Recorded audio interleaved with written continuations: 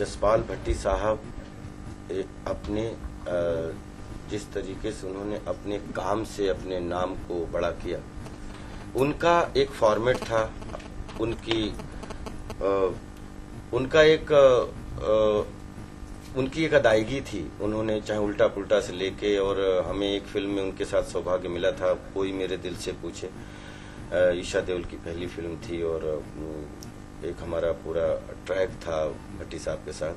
तो हम उनको प्यार से पाजी बोलते थे, वो हमें छोटे भाई बोलते थे। जसपाल भट्टी साहब का सबसे बड़ा यूनिक पॉइंट ये था कि उन्होंने वो कोई भी इमेजिनेशन को पहले लिखते थे, फिर उसमें विजुअल करते थे, फिर उसमें होमवर्क करते थे।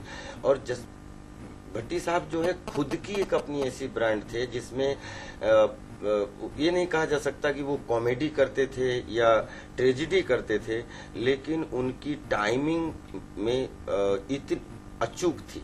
हम जब मिलते थे कि पाजी आपकी टाइमिंग अचूक है, तो बोलते थे बस ऊपर वाले की मेहरबानी है। बिल्कुल अपनी बातों को इतना मनोरंजक तरीके से पेश करते थे, लेकिन उनके मनोरंजन में समाज के लिए कुछ ना कुछ जन जागृति का मसाला जरूर होता था कि हर डायलॉग का कुछ ना कुछ मीनिंग होता था।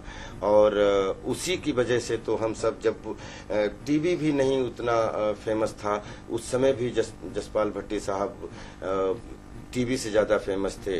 तो हम ये कह सकते हैं कि वो 3 डायमेंशनल मैन थे।